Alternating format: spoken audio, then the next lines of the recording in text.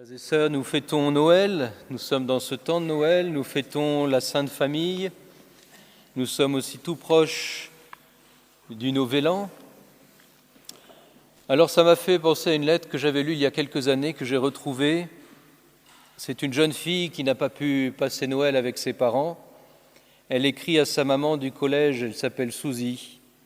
« Chère maman, pardon de ne pas avoir écrit plus tôt. Je me suis cassé le bras. Il s'est cassé quand j'ai sauté du 2e étage de notre dortoir, quand il y a eu le feu. Nous avons eu de la chance. Un jeune garçon du coin a vu de la fumée et a tout de suite appelé les pompiers. Ils sont arrivés très vite et m'ont amené à l'hôpital où j'ai passé quelques jours. Paul, le jeune homme qui a appelé les pompiers, est venu me voir tous les jours. Et comme je n'avais pas où habiter, je suis allé habiter avec lui. Il s'est montré si gentil. Bon, il faut que je te dise que je suis enceinte. Paul et moi pensons nous marier dès qu'il aura obtenu son divorce. À part ça, tout va bien, je t'écrirai bientôt et dès que j'aurai un peu de temps, je t'embrasse, ta fille Suzy. » Il y a un post-scriptum. « Maman, rien de ce que je viens de dire n'est vrai, mais j'ai une mauvaise note en chimie et en mathématiques, et je voulais que tu reçoives cette nouvelle dans sa juste perspective. » À l'aube de cette année 2021, en cette fête de la Sainte Famille, comment peut-on regarder les choses dans leur juste perspective ? Tout au long de l'année, on a vécu des choses assez pénibles, mais si on regarde Noël dans une perspective pénible et dramatique, on peut regarder Noël de cette manière-là. Noël, il y a quelque chose de franchement dramatique, ne serait-ce que dans l'évangile que nous venons de lire. Un glaive te transpercera l'âme, il sera objet de scandale pour tout le monde. À Noël, il y a deux choses dramatiques. Joseph frappe à la porte de l'hôtellerie et il n'y a pas de place pour lui et pour son épouse qui est sur le point d'accoucher. Et à l'époque, particulièrement, les enfants morts en couche, comme on disait, eh bien, c'était fréquent. Ne pas laisser l'hospitalité à une femme sur le point d'accoucher au moment voulu, c'est non-assistance à personne en danger, c'est très cruel, c'est très grave en fait. Cet événement d'indifférence est tout à fait dramatique. Et puis très vite, on va entendre parler d'Hérode, puisque lui a entendu parler de l'enfant, et Hérode va vouloir tuer l'enfant à peine né. Noël, si on le regarde dans une certaine perspective, est une image monstrueuse de l'indifférence et de la violence à l'égard d'un enfant. On ne peut pas imaginer quelque chose de beaucoup plus cruel. Et on pourrait regarder l'année 2020 de cette même manière, l'année qui vient de s'écouler. Time Magazine, le 5 décembre dernier, a titré « La pire année de l'histoire ». Alors on peut discuter ce titre, mais peu importe. En tout cas, elle a été marquée par deux choses qui ressemblent fort à Noël. Le confinement de certains, de beaucoup, chacun chez soi, à la porte bien fermée pour que personne n'entre. Le confinement qui conduit progressivement à l'indifférence aux autres. Et puis la violence, le terrorisme, avec ces personnes qui venaient prier dans cette église de Nice et qui ont été égorgées, avec Samuel Paty, tant d'autres. Voilà une certaine perspective sur l'année 2020, voilà une certaine perspective sur Noël. Comment recevoir ces mauvaises nouvelles dans leur juste perspective? Eh bien, nous le savons bien à propos de Noël. Noël n'est pas que cela. Noël, c'est la venue du Sauveur. Noël, c'est la Sainte Famille. 2020, c'est une année où on a cessé d'entendre une recommandation qui est peut-être la chose la plus importante de 2020. Prenez soin de vous. Pas « take care of yourself ». Prenez soin de vous autres, de ceux que vous chérissez. Prenez soin de ceux qui sont autour de vous. Aimez-vous les uns les autres. Prenez soin de vous.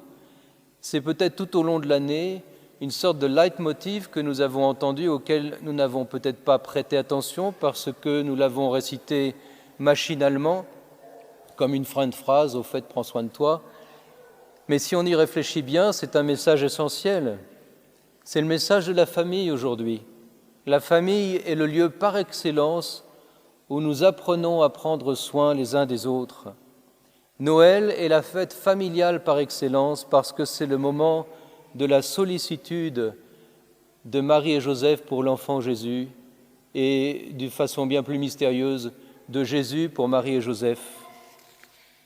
Une étude encore assez récente a montré que le pourcentage des jeunes de 12 à 25 ans pour qui mener une vie de famille heureuse est un but essentiel de la vie est passé de 85% en 2002 à 92% en 2010. J'imagine qu'en 2020, on doit être proche des 100%. Mener une vie de famille heureuse. Plus le monde nous semble indifférent et hostile, plus la famille semble le lieu refuge par excellence dans lequel nous allons pouvoir trouver un peu de respiration, un peu de manière de prendre vraiment soin les uns des autres. Et la fête de Noël, pourquoi elle parle à tout le monde, que les gens soient chrétiens ou pas? C'est parce que quelque part le récit de Noël est l'archétype de la famille protectrice par rapport à un monde indifférent et hostile.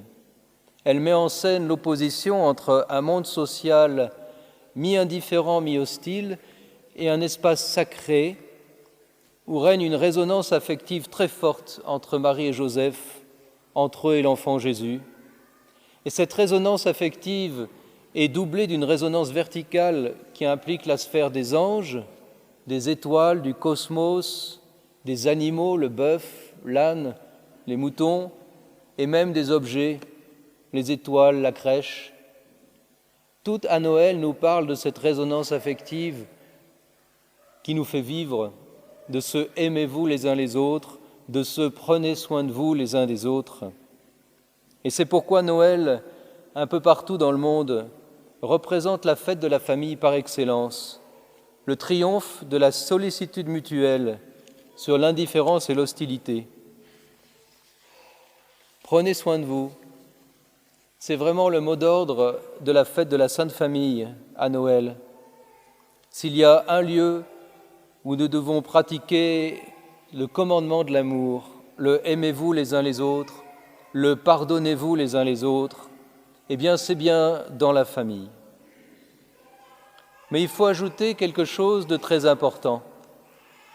Prenez soin de vous doit être en même temps rester ouvert au monde, rester ouvert aux autres, résister au confinement familial absolu, parce qu'alors on serait dans la caricature de la famille, cette famille bourgeoise dont André Gide avait horreur. Vous connaissez cette parole, « Famille, je vous hais, porte fermée, foyer clos, possession jalouse du bonheur ».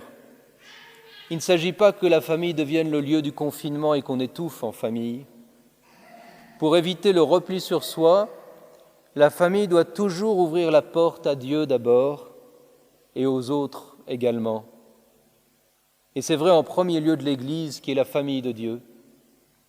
Au début de son pontificat, le pape François a eu cette belle image. Le Christ frappe à la porte de l'Église, mais non pas pour entrer, pour sortir. Il a voulu que l'Église soit en sortie, l'anti-confinement. La famille est le lieu où l'on apprend à prendre soin les uns des autres, mais pour être fidèle à cette vocation, la famille doit s'ouvrir à l'hospitalité. Elle doit découvrir que prendre soin des personnes que l'on chérit, c'est aussi prendre soin des autres qui ne sont pas biologiquement de notre famille et qui sont pourtant des frères en humanité. Prendre soin les uns des autres, prendre soin de soi, prendre soin de l'humanité, prendre soin de la planète, voilà qui est urgent de mettre en œuvre en cette année 2021. Et pour cela, nous avons à voir l'aide de Saint Joseph le 8 décembre dernier pour le 150e anniversaire de la proclamation de Saint Joseph gardien de l'Église. Le pape François a voulu mettre l'année sous sa protection. Saint Joseph est par excellence le gardien de l'Église, le gardien de la Sainte Famille. Il est celui qui a pris soin de Marie, qui a pris soin de Jésus. Qu'il veille sur nous en cette année qui commence, qu'il prenne soin de vous, qu'il prenne soin de chacun d'entre nous.